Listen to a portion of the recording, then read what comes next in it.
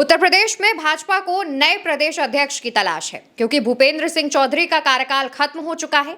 ऐसे में अब ये कमान किसको सौंपी जाएगी, इसको लेकर तमाम नाम तमाम अटकलें सामने आ रही हैं। हमारे साथ इस वक्त चंद्रकांत जी मौजूद हैं, उनसे हम इसी मुद्दे पर बात करेंगे और समझने की कोशिश करेंगे। चंद्रकांत जी, अब यूपी में भाजपा प्रदेश अध्यक्ष की कमान किसे सौंप सकती है? देखिए, पहली बात तो यह है कि राष्ट्रीय अध्यक्ष का ऐलान भी भाजपा नहीं कर पा रही है, जो साफ बात है। क्यों नहीं कर पा रही, उसको पहले एक लाइन में समझ लेते हैं। संघ इस बात पर अड़ा हुआ है कि संजय जोशी ही अध्यक्ष बनेंगे। गुजरात लॉबी संजय जोशी के नाम पर तैयार नहीं है और इस वजह से तमाम नाम सामने आ रहे हैं। लेकिन अब जो लड़ाई है वो उत्तर प्रदेश में भी है। उत्तर प्रदेश में दरअसल भारतीय जनता पार्टी ये तय नहीं कर पा रही है कि अध्यक्ष ब्राह्मण बनाए, दलित बनाए, ओबीसी बनाए, किसको बनाए। और ओबीसी में भी हम लोधी को बना दें, हम कुर्मी को बना दें, हम किसी और जाति से जो ओबीसी में आती हो उसको बना दें, इस पर पूरी लड़ाई है। तमाम नाम सामने चल रहे थे। स्वतंत्र देव सिंह के नाम की चर्चा चल रही है। मंत्री हैं उत्तर प्रदेश की सरकार में धर्मपाल सिंह, उनके नाम की चर्चा है।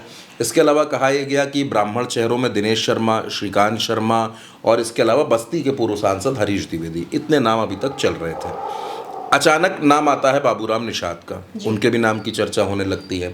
लेकिन इन तमाम नामों के बीच में एक नाम जो पिछले 24 घंटे में सबसे ऊपर आ गया है, वो है बेबी रानी मौर्य का, कि बेबी रानी मौर्य को उत्तर प्रदेश में भारतीय जनता पार्टी की कमान सौंप दी जाए। देखिए, उत्तर प्रदेश और दिल्ली में एक समानता ये है कि दिल्ली में भी आज तक भारतीय जनता पार्टी की अध्यक्ष कोई महिला नहीं बनी और उत्तर प्रदेश में भी अभी तक भारतीय जनता पार्टी की प्रदेश अध्यक्ष कोई महिला नहीं बनी।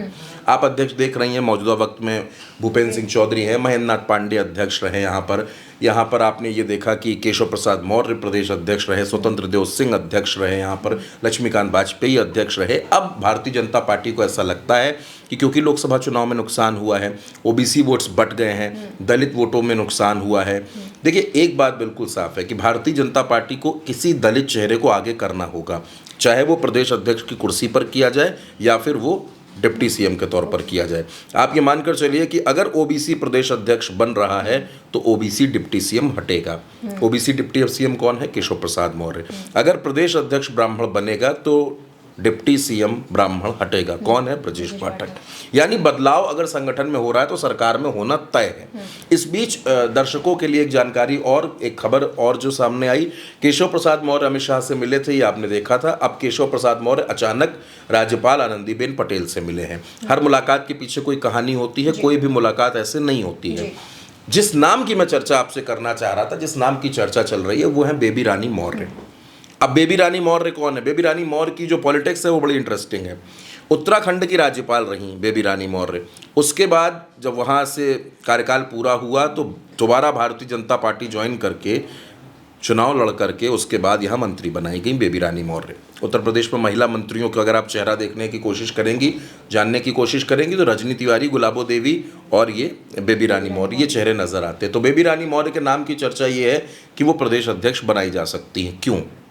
बेबी रानी मौर्य जिस बेल्ट से आती हैं, वो बेल्ट बेसिकली आप ये समझिए कि आगरा का इलाका, आगरा के इलाके से वो आती हैं, ओबीसी समाज से आती हैं, महिला है, यानी कि तमाम जो कैटेगरी भारतीय जनता पार्टी ने बना रखी हैं उनको वो पूरा कर रही हैं। लेकिन मैं फिर भी आपसे कहूँगा कि भारतीय जनता पार्टी में अभी भी धर्मपाल सिंह जो मंत्री हैं वो, और उनके अलावा मैं आपसे कहूँगा कि स्वतंत्र देव सिंह, इन लोगों के नाम की भी चर्चा है। बेबी रानी मौर्य का नाम अचानक चर्चाओं में आया है। अब आप समझ सकते हैं कि प्रदेश अध्यक्ष के लिए इतनी माथापच्ची चल रही है भारतीय जनता पार्टी में। बीजेपी ये भी जानती है कि जिस एक समाज से वो प्रदेश अध्यक्ष दे देगी, दूसरा समाज नाराज हो जाएगा। ये बात भारतीय जनता पार्टी को अच्छी तरह पता है। लेकिन भारतीय जनता पार्टी की मजबूरी ये है कि उसको दलितों को और ओबीसी को आगे करना पड़ेगा। क्यों? क्योंकि एक तो लोकसभा चुनाव में हार मिली, दूसरा रीजन ये है अखिलेश यादव का पीडीए कार्ड। अखिलेश यादव जिस तरह से पीडीए कार्ड पर काम कर रहे हैं, आपको एक बात और गौर करनी पड़ेगी। अखिलेश यादव ने पिछले दिनों में 2 बेटियों की मदद की है। 2 बेटियों की मदद की उन्होंने। एक उन्होंने साशा की मदद की है, और दूसरी उन्होंने एक प्रिंसी प्रजापति की मदद की है। प्रिंसी प्रजापति की 1 करोड़ रुपए की मदद की है। ये दोनों किस समाज से हैं? पीडीए समाज से हैं। तो आप ये समझिए कि अखिलेश यादव जो है वो कितना महीन खेल रहे हैं। अखिलेश यादव पीडीए की बात कर रहे हैं तो क्या भारतीय जनता पार्टी को पिछड़ों की, दलितों की बात नहीं करनी पड़ेगी? चलिए मैं मानता हूं कि अल्पसंख्यकों की बात भारतीय जनता पार्टी क्यों करे, उतनी बात क्यों करे, लेकिन पिछड़ों की बात तो करनी पड़ेगी, दलितों की बात तो करनी पड़ेगी। तो क्या भारतीय जनता पार्टी के सामने ये चुनौती है कि उसको प्रदेश अध्यक्ष की कुर्सी पर कोई ओबीसी और सरकार में किसी डिप्टी सीएम को मजबूत करना पड़ेगा? अब जब आप डिप्टी सीएम या सरकार में अहम पद पर किसी दलित की बात करती हैं तो एक नाम आपके सामने आता है असीम अरुण का, जी, कि असीम अरुण को कोई बड़ी जिम्मेदारी मिल जाएगी। इसीलिए मैं आपसे कह रहा हूँ बहुत से नाम चल रहे हैं। ना तो बेबी रानी मौर्य का नाम अंतिम है, ना तो स्वतंत्र देव सिंह का नाम अंतिम है, ना ही बाबूराम निषाद का नाम कोई अंतिम है, ना हरदोई के विधायक आशीष सिंह आशू का नाम कोई अंतिम है। यानी कि ये बहुत से नाम चर्चाओं में चल रहे हैं। प्रदेश अध्यक्ष कौन बनेगा वो भारतीय जनता पार्टी का आलाकमान तय करेगा। अच्छा, राष्ट्रीय अध्यक्ष से पहले प्रदेश अध्यक्ष बनेगा, ये भी साफ बात है। दूसरी बात, कहा जा रहा है कि राष्ट्रीय अध्यक्ष का ऐलान 20 तारीख के पहले कर दिया जाएगा और उससे पहले प्रदेश अध्यक्ष, यानी इन्हीं 2-4 दिन में उत्तर प्रदेश में प्रदेश अध्यक्ष का ऐलान होना है। बहुत से नामों की चर्चा के बीच में स्वतंत्र देव सिंह, बेबी रानी मौर्य और धर्मपाल सिंह जो मंत्री हैं उत्तर प्रदेश की सरकार में, उनका नाम चल रहा है। कौन अध्यक्ष बनेगा ये वक्त बताएगा। बिल्कुल। और देखा जाए तो जैसा कि भूपेंद्र सिंह का जो कार्यकाल है वो खत्म हो चुका है, क्या इसे और बढ़ाया जा सकता है? देखिए, अब बढ़ाने की कोई उम्मीद नहीं है और भारतीय जनता पार्टी ये रिस्क नहीं लेगी, क्योंकि अब बढ़ाने का मतलब है कि 2027 का विधानसभा चुनाव क्रॉस करना है ना, तो उसका नुकसान हो जाएगा भारतीय जनता पार्टी को। और भारतीय जनता पार्टी के सामने विधानसभा चुनाव तो छोड़िए, पंचायत चुनाव सामने खड़े हैं। पंचायत चुनाव उत्तर प्रदेश में जो होते हैं वो किसी राज्य के विधानसभा चुनाव के बराबर होते हैं। तो बीजेपी ऐसा रिस्क नहीं लेगी। बीजेपी प्रदेश अध्यक्ष, मुझे ऐसा लगता है अगले 2-4 दिन के अंदर प्रदेश अध्यक्ष की घोषणा कर दी जाएगी। बिल्कुल। तो दिल्ली में राष्ट्रीय अध्यक्ष पर पेच फंसा हुआ है और उत्तर प्रदेश में वहां पर अभी प्रदेश अध्यक्ष को लेकर के भी तमाम अटकलें लगाई जा रही है।